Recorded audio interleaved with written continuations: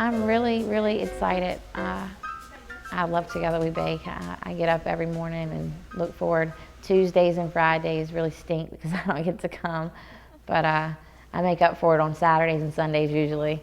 Yeah, there he is. They're fabulous. But I like to make the dough.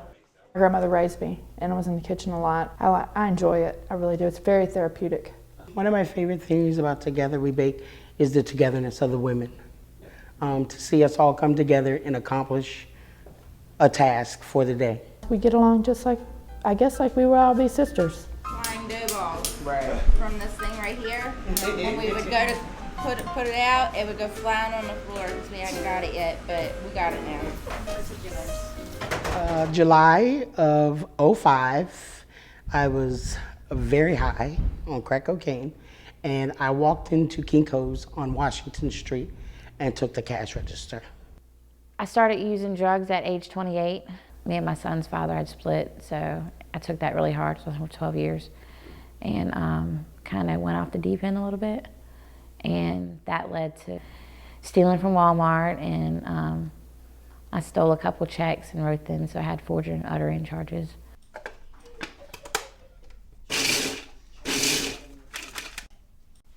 I wrote $10,000 worth of checks on a closed account, and I was writing the checks for opiates. Prison really doesn't teach you anything. It doesn't give you goals, or, they let you go and then you're just out there.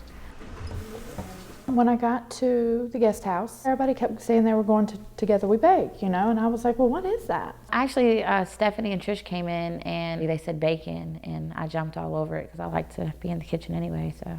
One day I was there talking to the ladies, and she said, do you want to be a part of Together We Bake? And I was like, Together We Bake, okay. And here I am.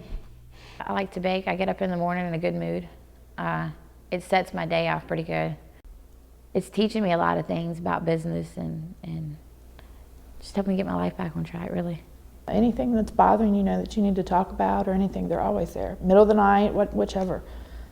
They're always here for us. Today we're just going to have a quick conversation about kind of what are the biggest challenges you've faced. Going to this group in counseling for like domestic violence and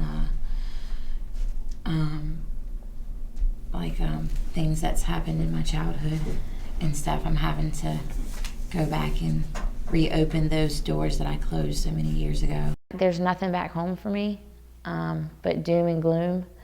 It's a small town. There's no job opportunities. Got to change people, places, and things in order to make it, and I'm not going back to that. So.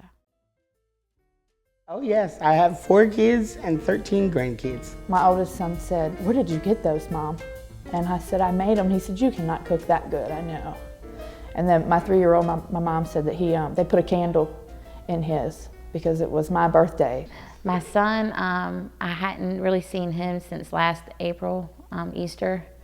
And my daughter, I saw her a little more frequent on the 20th of December when I was released to come to the program here. The baby, he was a baby. He was 18 months old when I left, so he's now like this tall. I was like, oh my God, is that my kid? I think that one's mine. Staying sober is a must. I'm claiming my GED in a year. I am becoming a recovery coach, so employment is there. And I do what I have to do. This has made me want to start my own business, my own bakery. Shortcakes Bakery, by the way.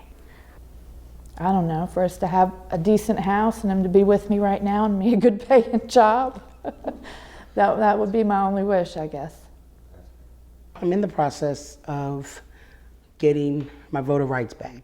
I've been sober for 7 years, and I work. I do everything you're supposed to do to have this right restored. I am no longer on probation. I have paid my fines and restitution. I am a citizen of the United States, and I'd like to vote. Yeah. Voila. That I'm going to be something besides just that drug addict that you thought that I was never going to amount to much. Yeah, so I want them to be proud to call me mom and daughter and sister again. You know, me and my sister was best friends, and my past kind of separated us. And for the first time in about 2 years, she's actually talking to me. We have good conversations now, and I'm going home to visit this weekend. Not this weekend, next weekend, to visit, and they're all excited. So for the first time, it feels great. Yeah. I have to. I have 3 kids that are dependent on me to come and get them sometime. So I got to get everything right and adjusted, you know. And there's going to be bumps, but work them out as I go. There's light at the end of the tunnel, so it looks hopeful for me. I'm very excited. For the first time in my life, I feel like I'm going somewhere positive. So I feel good. My family's finally proud of me again, and they see that I'm really trying hard.